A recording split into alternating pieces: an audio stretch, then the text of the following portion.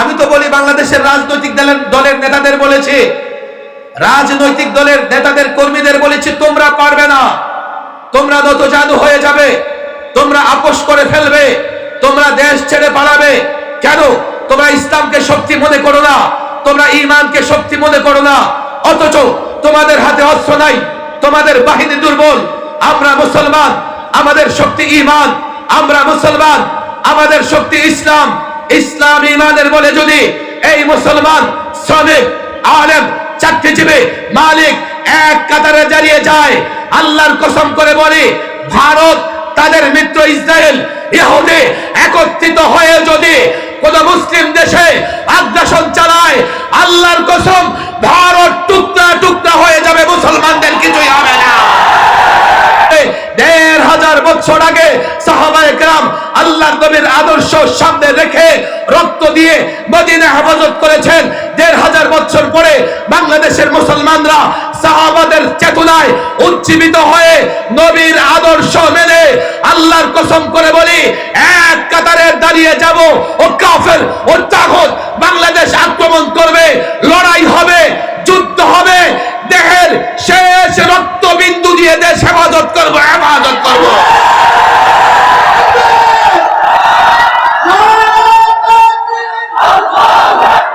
বসিয়ে দিতে আমি বলবো আর চেষ্টা করার দরকার নাই। যারা ইচ্ছে করে বসে গেছে, আর যারা দাঁড়িয়ে থেকে আলোচনা শুনবে, তাদেরও দাঁড়িয়ে থেকে আলোচনা শোনার অধিকার আছে। তবে আমি অনুরোধ নয়, ছোট্ট একটা আবেদন, দাঁড়িয়ে থাকার চেয়ে বসে থেকে আলোচনা শোনা আরাম এবং উত্তম। এই জন্য আমি আবেদনটা রাখবো। আমি জানি যারা দাঁড়িয়ে আছেন তাদের পায়ে যথেষ্ট শক্তি আছে, সারা রাত দাঁড়িয়ে থাকতে পারবেন। আর পারবেন না কেন? এদেশে অনেক যুবক নর্তকীর নাচ দেখবার জন্য ফাইটা যায়, এই টাইপের নর্তকীর গান শুনবার জন্য রাতভর দাঁড়িয়ে থাকে। কথা ঠিক না? সেখানে মাহফিলে এসে আল্লাহর সন্তুষ্টির জন্য দাঁড়িয়ে থাকতে পারবে, এটা স্বাভাবিক। তবে মাহফিলের সৌন্দর্য রক্ষার্থে যাদের মনে চায় একটু বসে পড়বো। সামনে এই ডান কর্নারে আর সোজা আমার নাক বরাবর জায়গা আছে।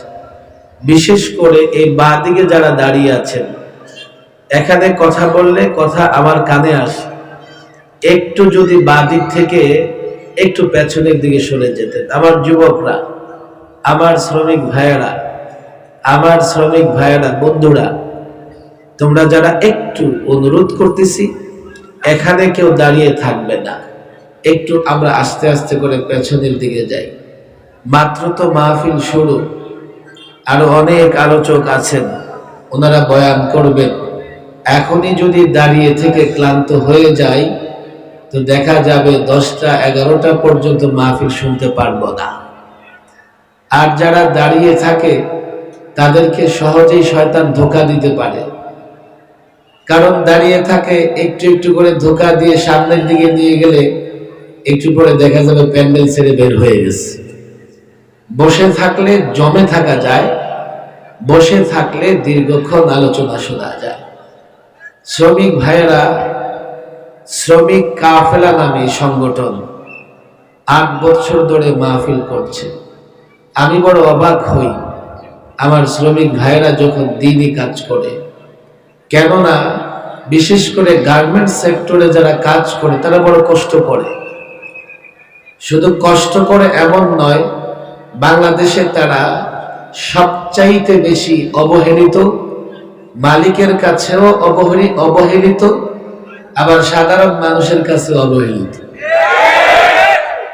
বলে যে গার্মেন্টসে কাজ করে, অথচ তাদের হাত ধরে বাংলাদেশে প্রতি বৎসর কি পরিমাণ রেমিটেন্স আসতেছে এই খবর কিন্তু জাতি রাখে না।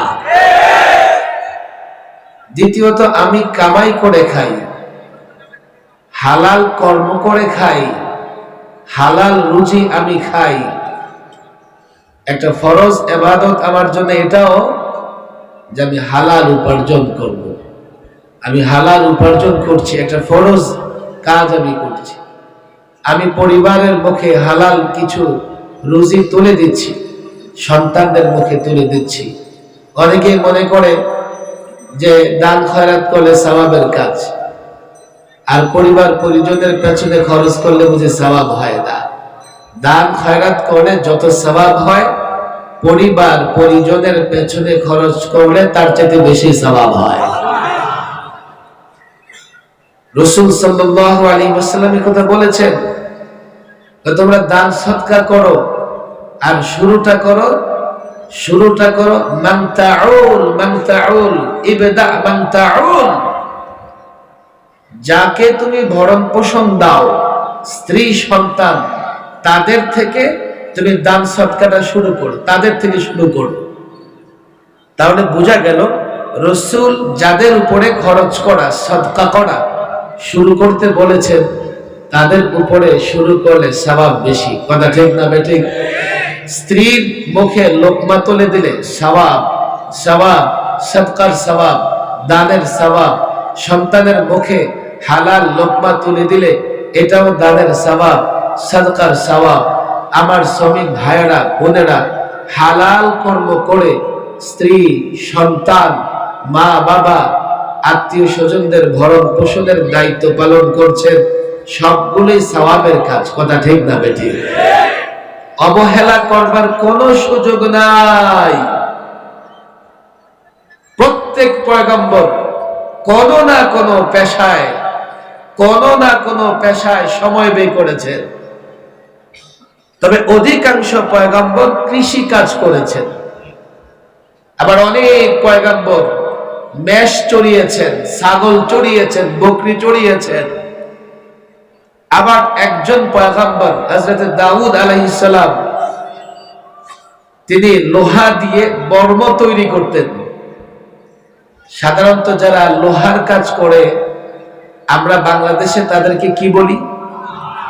কামার বলি। কি বলি? তাদেরকে অবহেলা করা যাবে না। একজন পয়গম্বর, তবে এটা সেই পয়গম্বরের মুআজিজা ছিল। আল্লাহ তাবারক ওয়া তাআলা লোহাকে সেই পয়গম্বরের জন্য তুলার মতো করে দিয়েছিলেন। পয়গম্বর ইচ্ছে মতো হাতিয়ার এবং বর্ম বানাতেন লোহা দিয়া। তবে এ থেকে এ প্রমাণিত হয় কোন পেশাকেই ছোট করে দেখবার কোনো সুযোগ নাই। হালাল যত পেশা আছে সমস্ত পেশাকে শ্রদ্ধা করতে হবে, সমস্ত পেশার প্রতি সহনশীল থাকতে হবে। আমার গার্মেন্টস ভাইয়েরা সমাজের একটা সেক্টর থেকে অবহেলিত হয়ে থাকেন, তাদেরকে নানাভাবে, যদি তাদের ভেতরে কোনো ত্রুটি থেকে থাকে, যেমন গার্মেন্টস সেক্টরে নারী পুরুষ একসঙ্গে কাজ করবার কারণে পর্দা পুশিদার কিছুটা ঝামেলা আছে না নাই?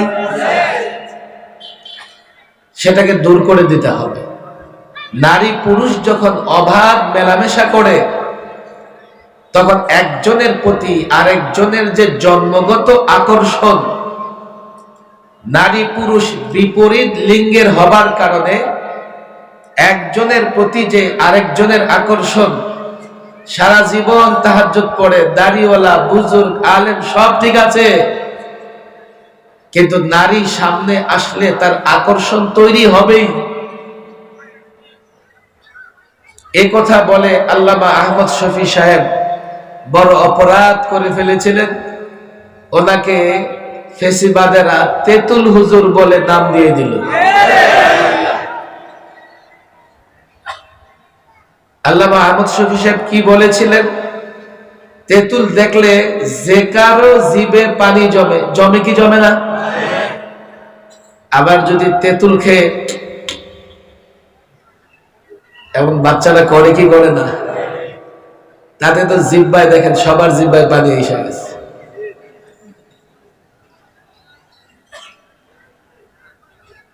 আহমদ শফি সাহেব বলেছিলেন, তদ্রুপ নারী দেখলে অন্তরে পানি জমে।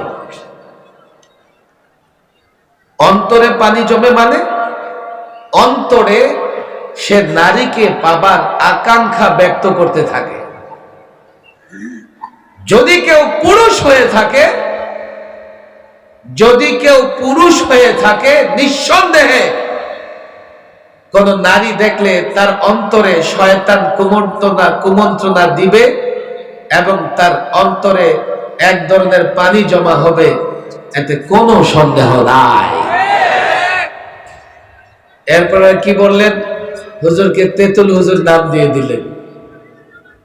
আল্লামা মুফতি আমিন রাহিমাহুল্লাহ বলতেন, প্রচলিত রাজনীতি কি জানো? अगर जरूरत हो तो गधा को बाप बना लो, अगर जरूरत खत्म हो जाए बाप को गधा बना लो। প্রচলিত রাজনীতিবিদরা প্রয়োজনে দেখবেন শ্রমিকরাও গিয়ে আব্বা আব্বা বলে, প্রয়োজন শেষ হয়ে গেলে তার গেটে কুত্তা লাগানো থাকে, এলাকার হাজী সাহেব তার গেট দিয়ে ঢুকতে পারে না।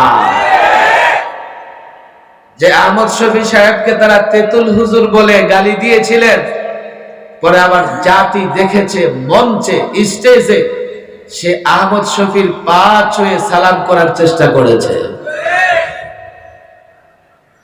গার্মেন্টস সেক্টরে, শুধু গার্মেন্টস সেক্টরে নয়, কলেজ, ইউনিভার্সিটি, মাদ্রাসা, মসজিদ, যেখানেই শরীয়ত বিরোধী কোনো কিছু হবে সেটা নিয়ে আলোচনা করা মানে এই নয় যে সেই সেক্টরের বিরোধিতা করা।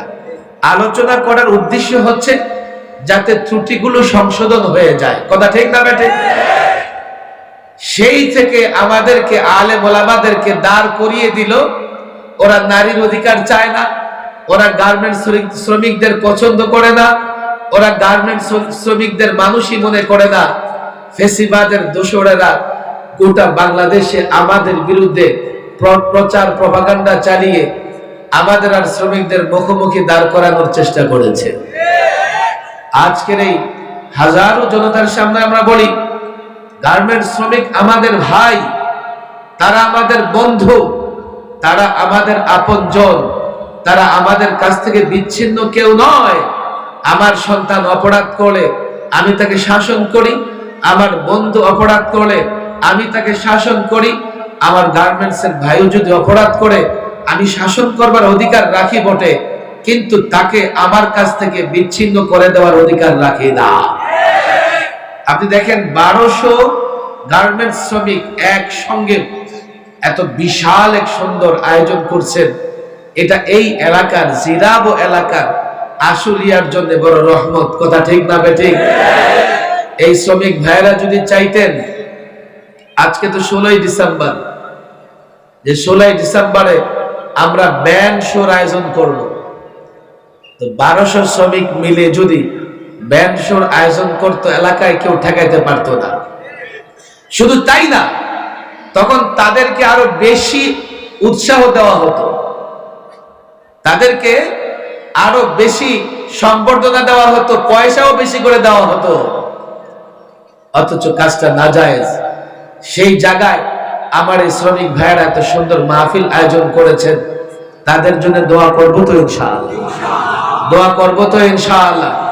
আমি শুনেছি ওলামা একরাম তাদেরকে সহযোগিতা করছেন।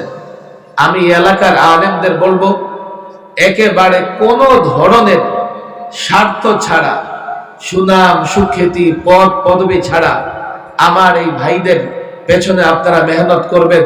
আমি ওপেন বলি, সব কথা ওপেন বলা যায় না, যেহেতু অনেক ওলামা একরাম এখানে আছেন, আমার এখানে অনেকগুলো ক্যামেরাও আছে। আমাকে একদিন, আপনাদের কষ্ট হচ্ছে না তো? একটু চুপচাপ থাকতে হবে। আমাকে একদিন এক বুদ্ধিজীবী বললেন, এক টকশোর ফাঁকে তার সঙ্গে কথা হচ্ছে, যে হুজুর আপনারাও ব্যর্থ, আমরাও ব্যর্থ। আমি বললাম, আমরা কিভাবে ব্যর্থ? 90% মুসলমান, অথচ এদেশে আপনারা ইসলাম প্রতিষ্ঠা করতে পারেন না। দেশের 90% মুসলমান, অথচ কোরআন প্রতিষ্ঠার জন্য আন্দোলন করা লাগে, সংগ্রাম করা লাগে। 90% মুসলমানের দেশে টুপি দাড়ি রাখলে জঙ্গি গালি খাওয়া লাগে।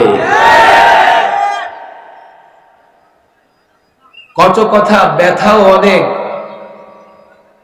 এই অন্তরটা ব্যথায় ব্যথায় ক্ষত বিক্ষত হয়ে গেছে।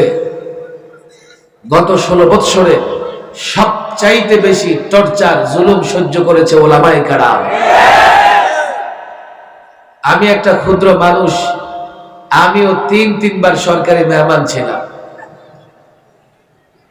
সর্বশেষ 21, 22, 23-এর একটা অংশ ইচ্ছে মতো তারা মেহমানদারি করছে, খুব খাতির যত্ন করছে, 1.5-2 মাস রিমান্ডে রেখেছে। আমি এখনো রিমান্ডের দিনগুলোর কথা বলতে পারি না।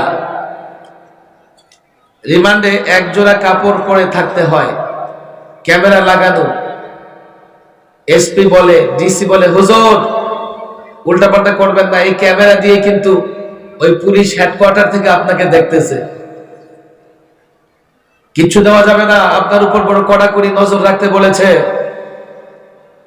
একজোড়া কাপড় পরে রিমান্ডের রুমে সারাদিন তো বসে থাকা যায়, ঘোরাফেরা করা যায়, রাত্রে ঘুমাবেন, অন্তত মাথাটা রাখার তো জায়গা লাগে। মাথা রাখবেন কোথায়? ওই পানির বোতল, 2-2.5 লিটারের পানির বোতল, আমাদের খাবার জন্য যে পানি দেওয়া হতো, এই বোতলটা মাথার নিচে দিয়া কিছুক্ষণ ঘুমানোর চেষ্টা করতাম। মাঝে মধ্যে খুব ভালো ঘুম হয়ে যেত, কিন্তু ঘুম থেকে উঠে দেখতাম বোতলের রেখাগুলো মাথার মধ্যে ঢুকে গেছে। গত 16 বৎসরে সবচাইতে বেশি জুলুম সহ্য করেছে ওলামায়ে কেরাম। আল্লামা মুফতি আমিন রাহিমাহুল্লাহকে গৃহবন্দী করার মাধ্যমে তারা জুলুম শুরু করে। আল্লামা মুফতি আমিন রাহিমাহুল্লাহ 21 মাস মৃত্যু পর্যন্ত গৃহবন্দী ছিলেন। গৃহবন্দী রেখে তিলে তিলে তাকে মৃত্যুর মুখে ঠেলে দেওয়া হয়েছিল। কথা অনেক, ব্যথাও অনেক, কিন্তু হাতে সময় কম, যার জন্য ব্যথার জায়গা বিস্তারিত আলোচনা করা যায় না। 16 বৎসরে এতটা ষড়যন্ত্র হয়েছে টুপি দাড়িওয়ালাদের বিরুদ্ধে। হঠাৎ একদিন পত্রিকায় ইশতেহার, বিজ্ঞাপন। কি বিজ্ঞাপন? জঙ্গিবাদের আলামত। কি আলামত জঙ্গিবাদের? দেখা হলে যদি বলে আসসালামু আলাইকুম, এরপরে মাশাআল্লাহ, জাযাকুমুল্লাহ, আলহামদুলিল্লাহ, টাকনুর উপরে কি করে? টাকনুর উপরে কাপড় পরে, ধর্মীয় বই পুস্তক ইত্যাদি সাথে রাখে। এগুলো সব জঙ্গিবাদের আলামত। এমন বিজ্ঞাপন পত্রিকায়ও ছাপা হয়েছে। আর আমার কলেজ ইউনিভার্সিটির ছেলেরা আমাদের কাছে এসে চোখের পানি ছেড়ে দিয়েছে, হুজুর দাড়ি রাখি, নামাজের সময় এই তো ক্যাম্পাসের মসজিদে গিয়ে নামাজ পড়ি, বন্ধু বান্ধব কত কটূক্তি করে, কত কটূক্তি করে। সমস্ত কটূক্তি বরদাস্ত করে দাড়ি রেখেছি। এখন তো ভয় লাগতেছে, দাড়ি রাখা নাকি জঙ্গিবাদের আলামত। কখন জানি দাড়ি রাখার অপরাধে আমাকে জঙ্গিবাদ বানিয়ে জেলে ঢুকায় ফেলে। হয়েছেও তাই। আমি নিজে জেলখানায় রেখেছি অসংখ্য যুবক, এমনকি হেফজখানার ছাত্র, তাকে পর্যন্ত জঙ্গিবাদের মামলায় বছরের পর বছর জেলখানায় আটকে রেখে টর্চার করা হয়েছে, নির্যাতন করা হয়েছে, জুলুম করেছো। তোমাদের পরিণাম হয়েছে ভয়াবহ। 53 বছরে ক্ষমতা ছেড়ে কাউকে পালাতে হয় নাই, আর তোমরা ক্ষমতা ছেড়ে এক মুহূর্ত দেশে থাকতে পারো না।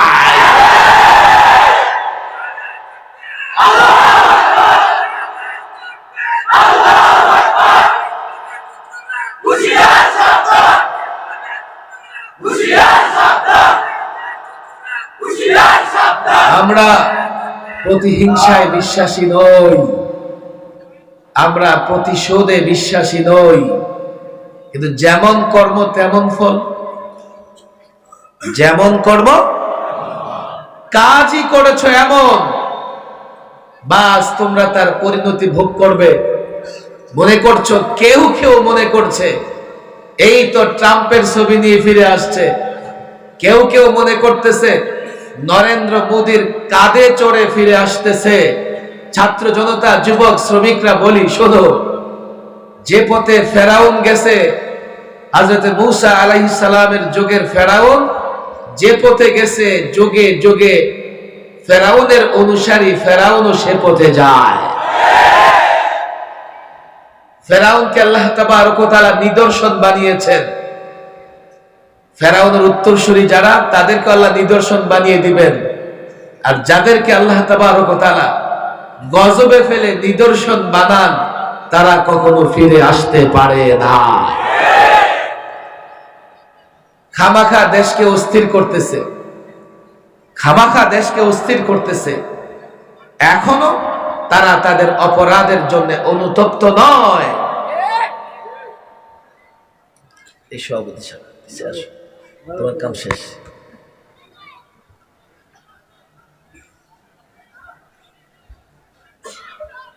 যা হোক, মুসলমান দেশে আমি দাড়ি রাখবো এটা জঙ্গিবাদের আলামত। বলবে হুজুর, এই তো দুজন দাড়িওয়ালা গ্রেফতার করেছি, জঙ্গিবাদের সঙ্গে জড়িত। খেয়াল করেন আমার কথা। আমি বলবো, এই তো দুজন দুর্নীতিবাজ ধরা খেয়েছে, যার চেহারায় দাড়ি নাই। কথা ঠিক না বেঠিক? চলো এবার সব দাড়ি ছাড়া লোক গ্রেফতার করে ফেলল।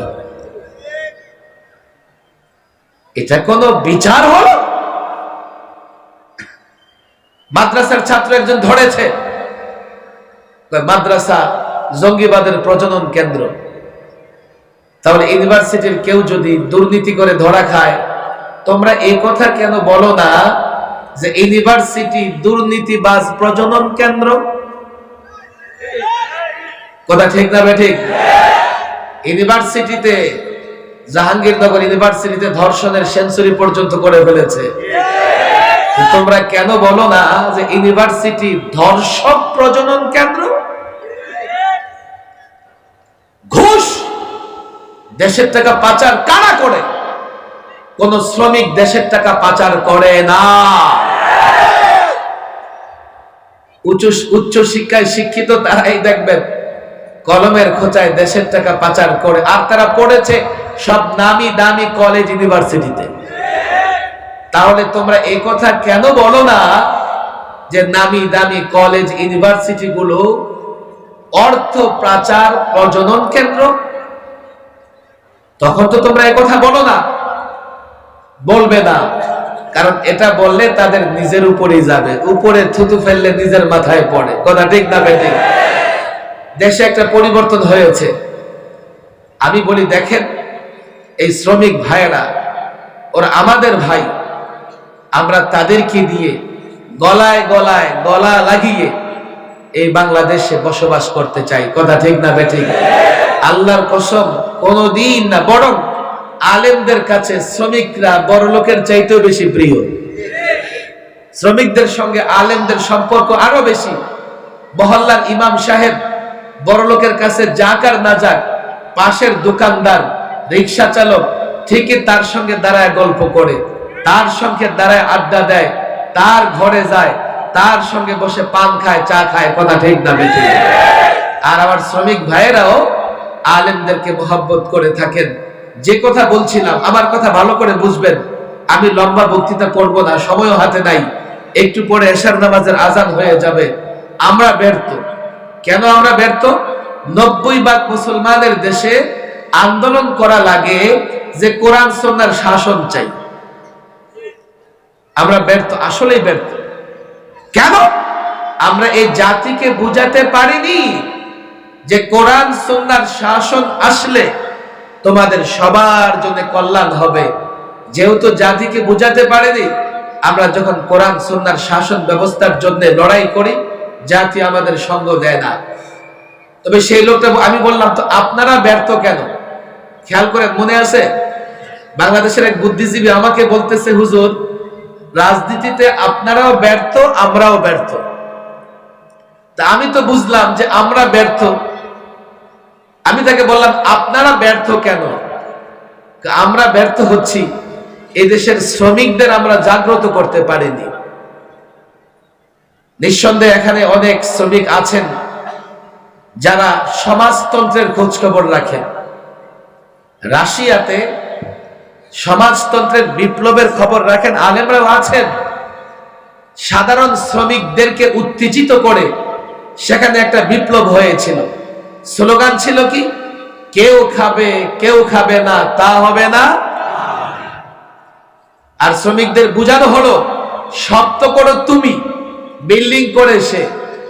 আসলেই তো শ্রমিকদের হাতে সব হয়। 5 স্টার হোটেলে 1 লক্ষ টাকা রুম ভাড়া দিয়ে যেই লোকটা সেখানে থাকে, খেয়াল করে দেখেন তার খাবার যে পাকায় সে শ্রমিক। কথা ঠিক না বেঠিক? যে রুমে থাকে, বিল্ডিংটা বানিয়েছে শ্রমিক। কথা ঠিক না বেঠিক? এই যে 1 লক্ষ টাকা সে 5 স্টার হোটেলের ভাড়া দেবে, এই 1 লক্ষ টাকাও সে কোনো না কোনো শ্রমিকের মাধ্যমে উপার্জন করতেছে। কথা ঠিক না বেঠিক? সব শ্রমিকরা করে, তো তোমরা গরিব থাকবে কেন? কই কি করো? স্লোগান উঠাও, কেউ খাবে, কেউ খাবে না, তা হবে না, তা হবে না। রাশিয়ার যখন শ্রমিকরা আন্দোলন সংগ্রাম শুরু করে দিল, বিপ্লব হয়ে গেছে। তবে এই বিপ্লব দীর্ঘদিন ধরে রাখা যায় নাই। কেন? আল্লাহ কাউকে ধনী বানান, কাউকে গরিব বানান। যাকে ধনী বানান তার সম্পদে গরিবের হক আছে, বুঝবার চেষ্টা করবেন। আর যাকে গরিব বানান তাকে দিয়ে আল্লাহ দুনিয়ার নিজাম ঠিক রাখেন। সবাই যদি ধনী হইতো তো আজকে প্যান্ডেল করার লোকজন থাকতো না। সবাই ধনী হলে বিল্ডিং উঠতো না, বিল্ডিং বানাইতো কে? সবাই ধনী হলে আরো 1000 বছর আগেই পৃথিবী ধ্বংস হয়ে যেত। এই পৃথিবী ঠিকঠাক রাখবার জন্য আল্লাহ তাবারক ওয়া তাআলাই কাউকে সম্পদ কম দিয়েছেন, কাউকে বেশি দিয়েছেন। তবে যাকে কম দিয়েছেন তার আবার হক আছে, যাকে বেশি দিয়েছেন তার সম্পদে। কথা ঠিক না বেঠিক? এটা দুনিয়ার নিজাম ঠিক রাখবার জন্য আল্লাহ করেছেন। কিন্তু এটা কখনোই এমন করা যাবে না কাউকে ছোট কাউকে বড় করা। তখন সে আমাকে বলতেছে কি, আমরা হুজুর বাংলাদেশের শ্রমিকদের জাগ্রত করতে পারলাম না। মানে শ্রমিকদের জাগ্রত করে আবার সমাজতান্ত্রিক বিপ্লব করতে চান, যে বিপ্লব রাশিয়াকে ধ্বংস করে দিয়েছে? কোন চিন্তা নিয়ে ঘুরে? আমি বললাম, আপনাদের ব্যর্থ হওয়াটা দেশের জন্য রহমত, আর আমাদের ব্যর্থ হওয়াটা এটা দেশের জন্য গজব। আজও মাঝে মধ্যে এই সাম্রাজ্যবাদী শক্তিগুলো হঠাৎ করে কোথাও শ্রমিকদের ভেতরে দাঙ্গা ফাসাদ লাগাইয়া দেয়। আপনারা ভালো বুঝতে পারবেন, মাঝে মধ্যে পত্রিকার নিউজ পড়ে আমরা যা বুঝি যে সাম্রাজ্যবাদী শক্তি, সমাজতান্ত্রিক শক্তিগুলো আমার দেশে এক তো শ্রমিকদের নিয়ে খেলা করে, আবার শ্রমিকদের মাধ্যমে দাঙ্গা লাগিয়ে তারা তাদের উদ্দেশ্য স্বার্থ হাসিল করতে চায়। এই জন্য আমি শ্রমিক ভাইদের বলি, আমি সরকারকে একাধিকবার বলেছি এই প্রোগ্রাম থেকে, বাংলাদেশে একজন শ্রমিক যেটুকু বেতন পেলে তার পরিবার এদেশে একটা সাধারণ মানুষের মতো মান বজায় রেখে পরিবার চালাতে পারে, এতটুকু বেতন তাকে দিতেই হবে। যদি কোনো ব্যবসায়ী না দিতে পারে, ব্যবসায়ী গুছাইয়া ফেলো। যদি না দিতে পারে, ব্যবসায়ী গুটাইয়া ফেলো।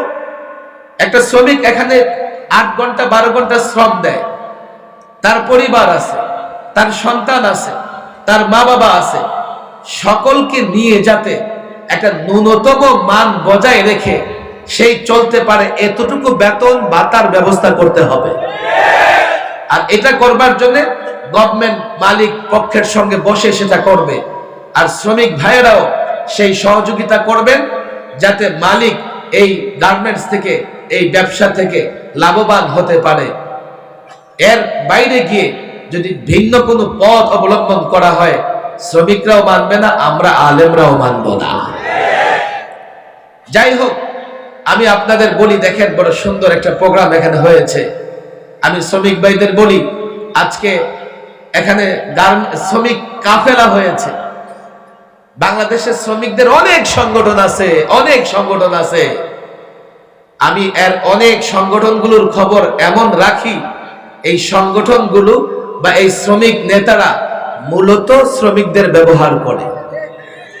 আমার বড় ইচ্ছা এই শ্রমিকদের ভেতরে এমন এক কাফেলা হবে যারা শ্রমিকদের ব্যবহার নয়, শ্রমিকদের অধিকারের চেষ্টা আদায়ের চেষ্টা করবে, শ্রমিকদের অধিকার আদায়ের চেষ্টা করবে। ব্যবহার নয়, পশ্চিমাদের কথায় কিংবা ভারতের কথায়, চায়নার কথায় শ্রমিকদের ব্যবহার করতে তখনই পারবে না যখন এই ধরনের শ্রমিক কাফেলা প্রত্যেক গার্মেন্টসে তৈরি হয়ে যাবে, প্রত্যেক এলাকায় তৈরি হয়ে যাবে।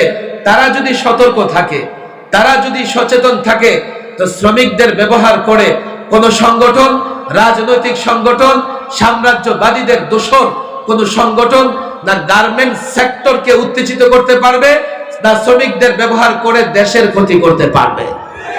আমি এই শ্রমিক কাফেলাকে বলবো, প্রত্যেক জায়গায় কাফেলা তৈরি করেন, প্রত্যেক জায়গায় কাফেলা তৈরি করেন, প্রত্যেক জায়গায় কাফেলা তৈরি করেন। যারা রাজনৈতিক দল কিংবা মতাদর্শের ঊর্ধ্বে উঠে শ্রমিকের কল্যাণ, শ্রমিকের অধিকার এবং দেশের অধিকারের জন্য কাজ করবে, দরকার আছে না নাই? আমার দিকে খেয়াল করেন, আমি শ্রমিক ভাইদের বলি, দেখো তোমরা সংগঠন করো, যদি তোমরা সংগঠন না করো তো অন্যরা সংগঠন করে তোমাকে সেই সংগঠনে নিয়ে যাবে। আমি এই টুপি দাড়িওয়ালা শ্রমিক ভাইদের বলি, তোমরা সংগঠন করো, আর তোমাদের সংগঠন পরিচালিত হবে মসজিদ থেকে। তোমাদের সংগঠনের নেতা হবে যে নামাজের প্রথম কাতারে থাকে, তোমাদের সংগঠনের নেতা হবে যে সত্য কথা বলে। যদি তোমরা পারো, যদি তোমরা পারো, তোমাদের অধিকার আদায়ে মাঠে নামতে হবে না, মসজিদে বসে থাকো, তোমাদের অধিকার তোমাদের ঘরে পৌঁছে যাবে। যেহেতু এই সংগঠনগুলো নানান সংগঠন, নানাভাবে নানা জায়গা থেকে পরিচালিত হচ্ছে, শ্রমিকরা বারবার মাঠে নেমেছে, কিন্তু আজ পর্যন্ত আমি কোন মাঠে নামার পরে ন্যায্য দাবি পূরণ হতে দেখিনি। আংশিক পূরণ হলেও পুরোপুরি আমি তাদের ন্যায্য দাবি পূরণ হতে দেখিনি। ওলামা ইকরামদের ধন্যবাদ দিতে হয়, আশুলিয়ার ওলামা ইকরামদের।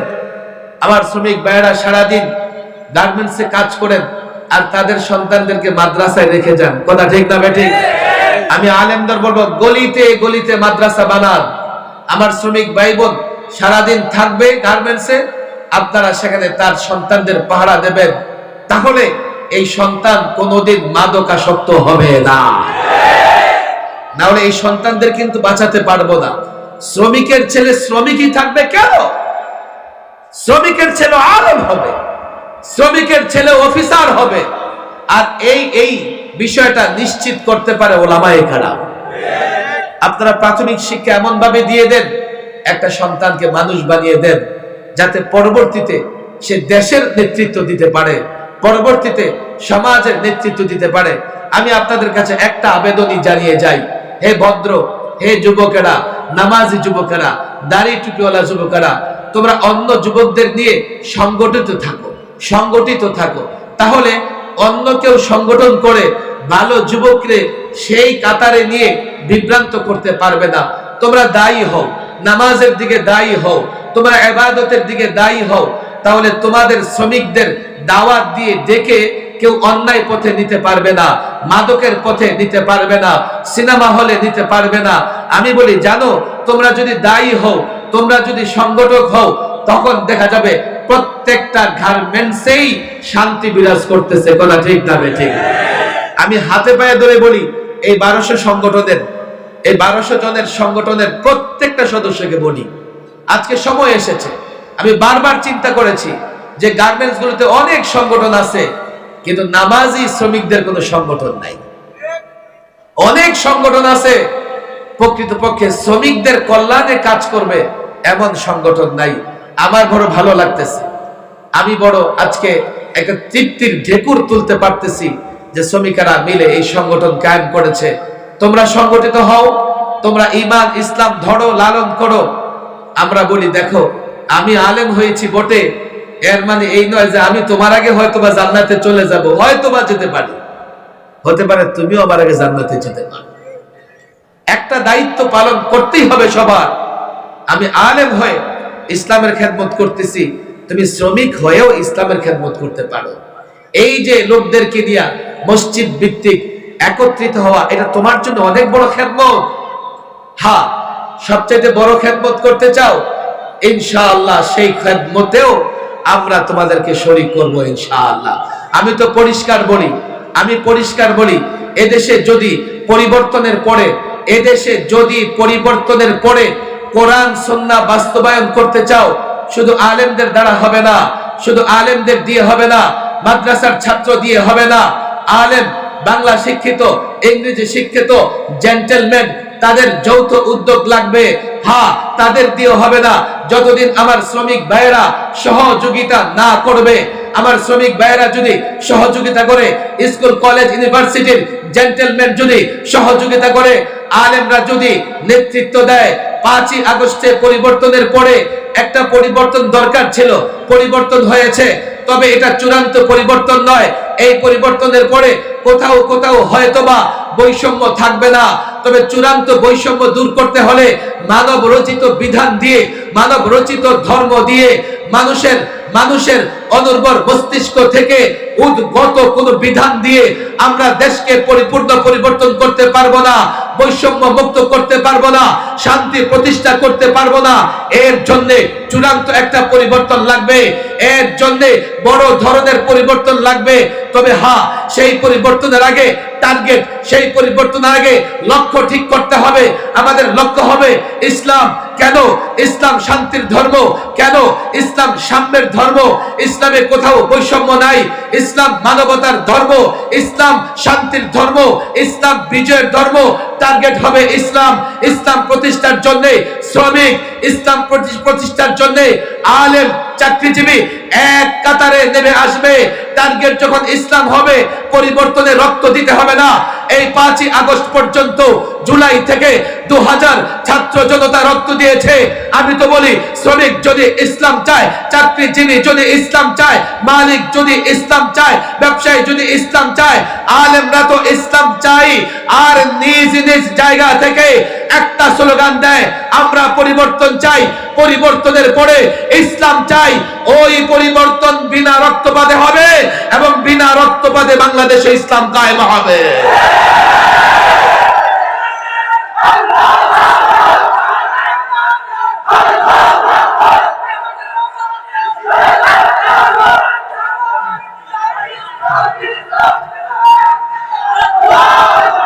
আমি তো পরিষ্কার বলি, আমার শ্রমিক ভাইদের বলি, আলেম ওলামা ছাত্র জনতাকে বলি, তোমরা সমাজতন্ত্র প্রতিষ্ঠায় কাজ করো, তোমরা ন্যাশনালিজম প্রতিষ্ঠায় কাজ করো, তোমরা সেকুলারিজম প্রতিষ্ঠায় কাজ করো। আমার বাংলাদেশ এমন একটা দেশ, যেই দেশের সংবিধানে তিনটা ইজম আছে, তিনটা মতবাদ আছে। আলেমদের বলি, আমার দেশের সংবিধানে সেকুলারিজম আছে, কুফরি মতবাদ। আমার দেশের সংবিধানে ন্যাশনালিজম আছে, বাতিল মতবাদ। আমার দেশের সংবিধানে ডেমোক্রেসি আছে, বস্তু পূজারীদের মতবাদ। আমার দেশের সংবিধানে ইসলাম আছে বটে, বিসমিল্লাহ নাই। আমার দেশের সংবিধানে ইসলাম আছে বটে, আল্লাহর উপর আস্থা বিশ্বাস নাই। সমস্ত ইজম থাকতে পারলে ইসলাম কেন থাকবে না? তুমি যদি তোমার মন মতো ইজম বাস্তবায়ন করতে চাও, আমি কেন ইসলাম বাস্তবায়ন করতে পারবো না? হ্যাঁ, পশ্চিমাদের কথায় আমাকে জঙ্গি বলবে, পশ্চিমাদের কথায় আমাকে সন্ত্রাসী বলবে। বলো বলো, তালেবানকেও বলা হয়েছে, মিশরে ইসলামপন্থীদের বলা হয়েছে। আল্লাহর কসম, তালেবানকে বিজয়ী করেছেন আল্লাহ। ইসলামপন্থীদের মিশরে, ইসলামপন্থীদের সিরিয়াতে বিজয়ী করেছেন আল্লাহ। আল্লাহর কসম করে বলি, তোমরা আমাদের কিছুই করতে পারবে না। হ্যাঁ, জেলে বন্দী করতে পারবে, হ্যাঁ, ফাঁসিতে ঝুলাতে পারবে, আমরা পরোয়া করি না। আমরা মনে করি আমাদের কল্যাণ যদি আল্লাহর পথে শহীদ হই, আমাদের কল্যাণ যদি জেলখানায় আবদ্ধ হই। বাধা দিবে, বাধা দাও, আবদ্ধ করবে, আবদ্ধ করো। আল্লাহর কসম, ওলামাদের বলি, 16 বছর ফেসিবাদকে ছেড়ে কথা বলি নাই, এখনো কাউকে ছেড়ে কথা বলবো না। এই জমিনে যতদিন আল্লাহর বিধান বাস্তবায়ন না হবে, একদিনের জন্য ময়দান ছাড়বো না, ছাড়বো না।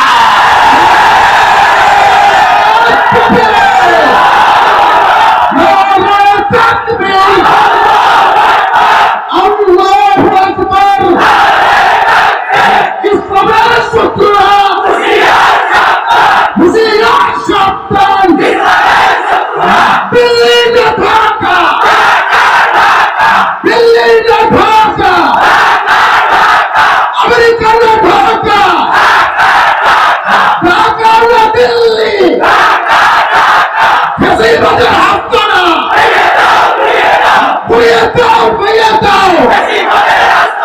নারায়ে তাকবীর। ওলামায়ে কেরাম এগিয়ে চলো, ওলামায়ে কেরাম এগিয়ে চলো। আল্লাহ আছে আপনার সাথে। নারায়ে তাকবীর। আজকে 16ই ডিসেম্বর বিজয় দিবস। 71-এ একটু বুঝবার চেষ্টা করেন, 71-এ রক্তক্ষয়ী এক যুদ্ধের পরে 16ই ডিসেম্বর বাংলাদেশ চূড়ান্তভাবে বিজয় লাভ করেছে। এখন অনেকেই 71-কে ইসলামের বিরুদ্ধে দাঁড় করাইতে চায়, বলে মুক্তিযুদ্ধের চেতনা কেন এই ইসলাম থাকবে রাষ্ট্রে, তো অন্য ধর্মের লোকেরা যাবে কোথায়? ওদের কাছে মুক্তিযুদ্ধের চেতনা হচ্ছে ইসলাম শেষ করে ফেলা। এই ভুল ইতিহাস এই জাতিকে গেলানো হয়েছে। মুক্তিযুদ্ধের চেতনা কি এটা জানতে হলে মুক্তিযোদ্ধাকে জিজ্ঞেস করতে হবে। আমি জানি আপনাদের কষ্ট হচ্ছে, এরপরেও একটা প্রসঙ্গ আমার মাথায় চলে এসেছে। আজকে যেহেতু বিজয় দিবস 16ই ডিসেম্বর, 71-এ একটা রাষ্ট্র যুদ্ধ করে স্বাধীন হয়েছে, 72-এ রাষ্ট্রের একটা সংবিধান প্রণয়ন হয়েছে। আর সেই সংবিধানে, একটা স্বাধীন রাষ্ট্রের সংবিধানে ভারতের সংবিধানের 4টা মূলনীতি এনে বসিয়ে দিছে। আর একটা মূলনীতি ছিল সেকুলারিজম, ধর্ম নিরপেক্ষতাবাদ। বুঝবার চেষ্টা করেন। আর সেই 4 মূলনীতি বাংলাদেশের সংবিধানে বসিয়ে দিয়ে সেকুলারিজম এনে মূলত 72-এই মুক্তিযুদ্ধের চেতনাকে নষ্ট করে দেওয়া হয়েছিল। বলবেন কেন? আমরা এই দেশটা পেয়েছি ইসলামের জন্য, দেশটা পেয়েছি ইসলামের জন্য। বলবেন হুজুর কিভাবে? ব্রিটিশ যখন ভারত ছেড়ে যায়, বুঝার চেষ্টা করেন, তখন এই 2000 কিলোমিটার দূরত্ব, এই পাকিস্তান ওই পাকিস্তান, এই দুইটাকে একটা রাষ্ট্র কেন বানানো হলো? অথচ কোনো সড়ক পথ নাই, জাহাজে যাওয়া লাগে, মাঝখানে 2000 কিলোমিটারের ব্যবধান। এই দুইটা অংশকে একটা রাষ্ট্র কেন বানানো হলো? এই রাষ্ট্রের লোকেরাও মুসলমান, ওই রাষ্ট্রের লোকেরাও মুসলমান। কেউ বলে না ভাষার কারণে, তো তাদের ভাষা উর্দু, আমাদের ভাষা বাংলা। ভাষার কারণে যদি আমরা এই ভূখণ্ড পেতাম 47 সালে, তো আমরা থাকতাম ক্যালকাটার সঙ্গে, না হলে থাকতাম কার সঙ্গে? আসামের সঙ্গে। আর ক্যালকাটার আসামের হয়ে আমরা যদি দিল্লির অধীনস্থ থাকতাম, 71 তো দূরের কথা, কত 71 যাইতো, আমরা দেশকে স্বাধীন করতে পারতাম না। 47-এ মুসলিম রাজনীতিবিদ এবং আলেমরা কি চেয়েছেন? তারা চেয়েছেন মুসলমানদের জন্য আলাদা একটা ভূখণ্ড লাগবে, যেখানে মুসলমানেরা নিরাপদে তাদের ধর্ম কর্ম পালন করতে পারে। তাহলে এই ভূখণ্ড তো পেয়েছি ইসলামের জন্য, এই ভূখণ্ড পেয়েছি ইসলাম প্রতিষ্ঠা করব বলে। সেকুলারিজম, ধর্মহীনতা, পৌত্তলিকতা, মূর্তি পূজা তোমরা কোথায় পেলে? বলে তাহলে কি অন্য ধর্মের লোকদের রাষ্ট্র থেকে বিদায় করে দেবেন? না না না, আমরা সহনশীল, সব ধর্মের লোকদের নিয়ে আমরা বসবাস করব, কাউকে বের করে দেব না, এমনকি জোর করে কাউকে মুসলমানও বানাবো না। ইসলামে এই বিধান নাই। এরপরেও আমাদের কি বলে? আমরা নাকি সংখ্যালঘু নির্যাতন করি। আমি প্রায় বলি, চোর যখন ধরা পড়ার ভয় পায়, তখন নিজেই চোর চোর করে চিৎকার করতে থাকে। সংখ্যালঘু নির্যাতন বাংলাদেশে নয়, ভারতে হচ্ছে। ভারতে জোর করে মুসলমান যুবককে বলানো হচ্ছে জয় শ্রীরাম। ভারতে মসজিদ ভাঙা হচ্ছে, ভারতে মসজিদের মিনারায় উঠে উগ্র হিন্দুত্ববাদীরা গেরুয়া পতাকা টানাচ্ছে। ভারতে আমরা দেখছি মুসলিম নারী হিজাব পরে স্কুলে যেতে পারে না, তাদের দেশে মুসলমান নির্যাতিত। তো তারা যখন ধরা পড়ার ভয় পায়, তো বাংলাদেশের দিকে আঙ্গুল তুলে বলতে থাকে বাংলাদেশের সংখ্যালঘু নির্যাতিত হচ্ছে, বাংলাদেশের সংখ্যালঘু নির্যাতিত হচ্ছে।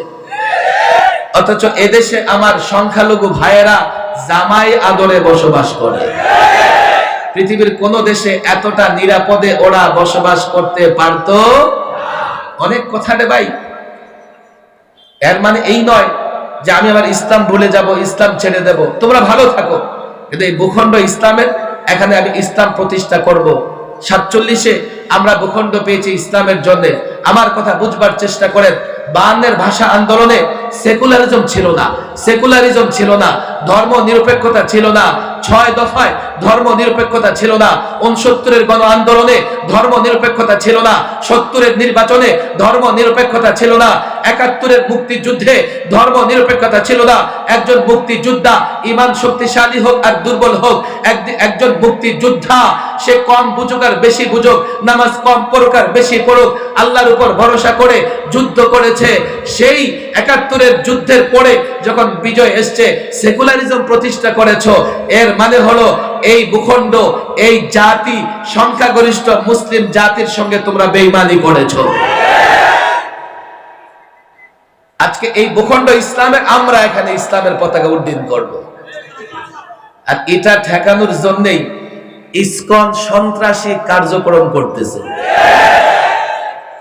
এই যে দেখেন না, ইসকন চট করে বাংলাদেশে নৈরাজ্য সৃষ্টি করতেছে।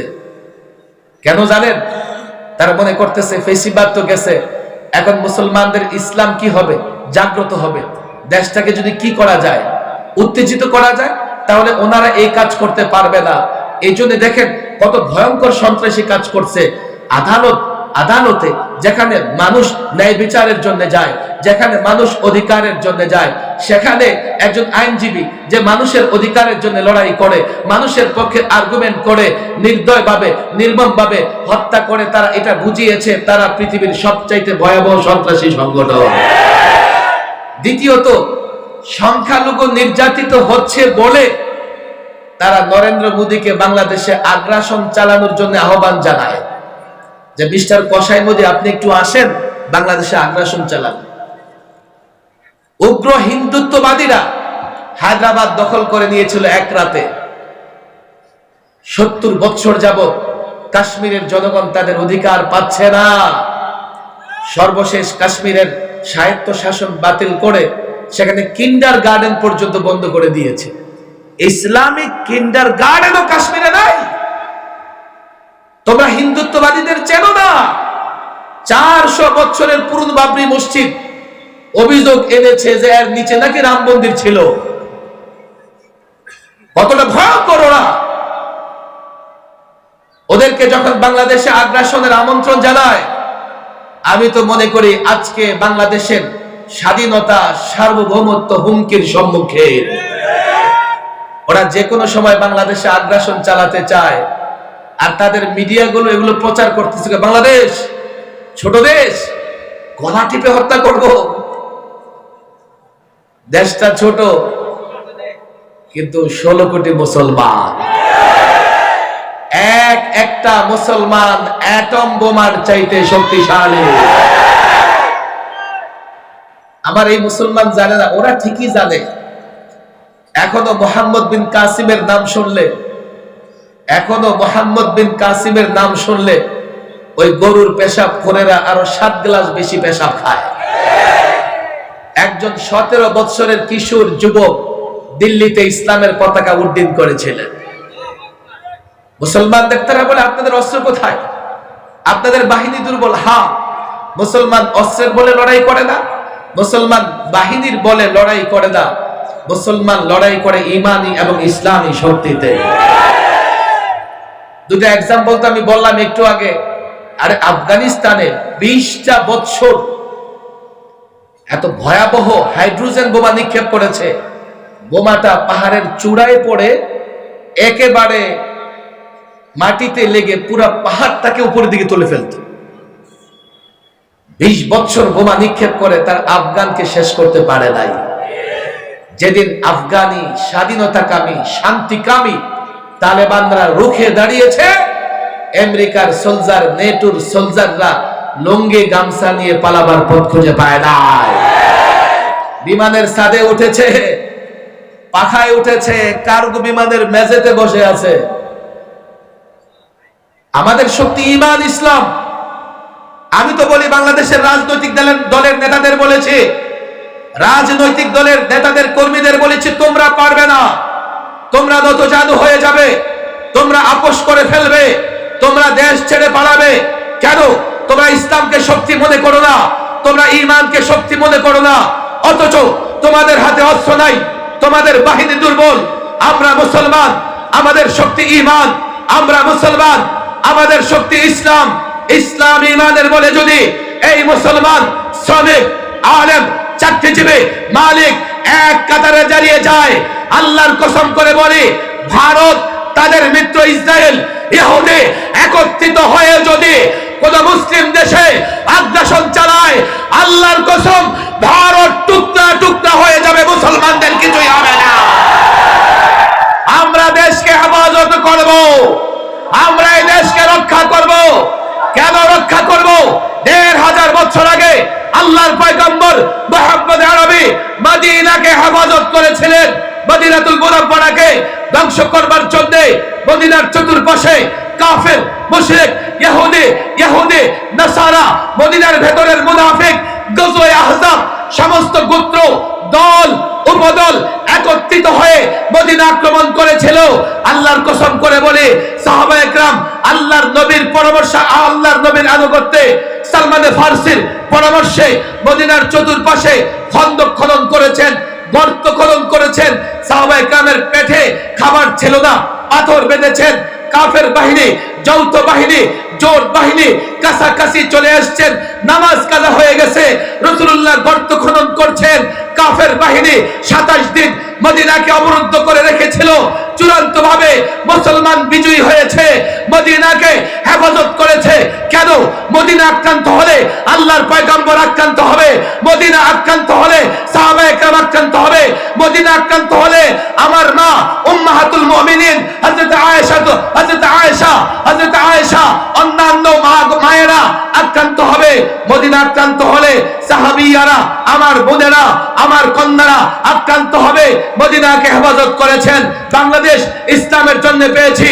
বাংলাদেশ আক্রান্ত হলে মসজিদ আক্রান্ত হবে, বাংলাদেশ আক্রান্ত হলে মাদ্রাসা আক্রান্ত হবে, বাংলাদেশ আক্রান্ত হলে আলেম আক্রান্ত হবে, তার পরিবার আক্রান্ত হবে, তুমি আক্রান্ত হবে, তোমার মা আক্রান্ত হবে, তোমার বোন আক্রান্ত হবে।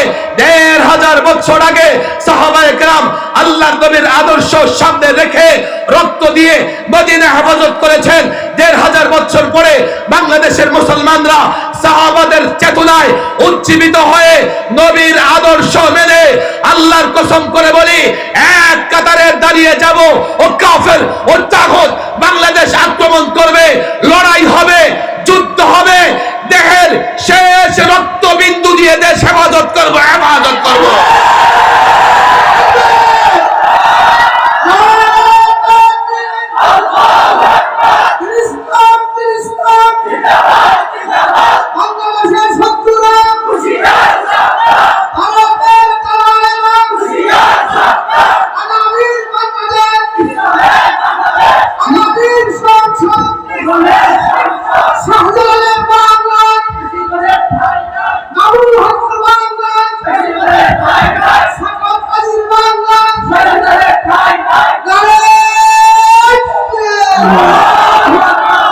হেফাজতের জন্য ওলামাদের সঙ্গে থাকবো তো ইনশাআল্লাহ।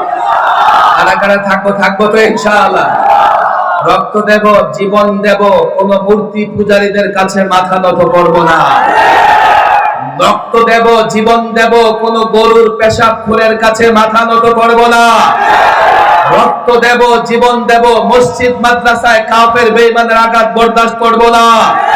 রক্ত দেব, জীবন দেব, মুসলমান পরিবারদের উপর আক্রমণ বরদাস্ত করব না। রক্ত দিয়ে, জীবন দিয়ে আমরা চূড়ান্ত বিজয়ের লক্ষ্যে এই দেশের মাটিতে ইসলাম প্রতিষ্ঠা করব তো ইনশাআল্লাহ। ওলামাদের ডাকে সাড়া দিয়ে ইসলাম প্রতিষ্ঠার আন্দোলনে শরীক থাকবো তো ইনশাআল্লাহ। ওলামাদের ডাকে সাড়া দিয়ে আল্লাহর নবীর সুন্নাহ প্রতিষ্ঠার আন্দোলনে শরীক থাকবো তো ইনশাআল্লাহ। পাক্কা ওয়াদা, শরীক থাকবো তো ইনশাআল্লাহ, থাকবো তো ইনশাআল্লাহ। আল্লাহ তাবারক ওয়া তাআলা আমাদের সকলকে দ্বীনের জন্য, ইসলামের জন্য কবুল করে দিন। এই শ্রমিক কাফেলাকে কবুল করে নিন এবং প্রত্যেক গার্মেন্টস সর্বত্র যারা স্বচ্ছ চিন্তা, যারা শ্রমিকদের অধিকারের চিন্তা করে, এমন শ্রমিকদেরকে সংগঠিত হয়ে কাজ করবার তৌফিক দান করুন। ওয়া মা তাওফীকি ইল্লা বিল্লাহ ওয়া মা আলাইনা ইল্লাল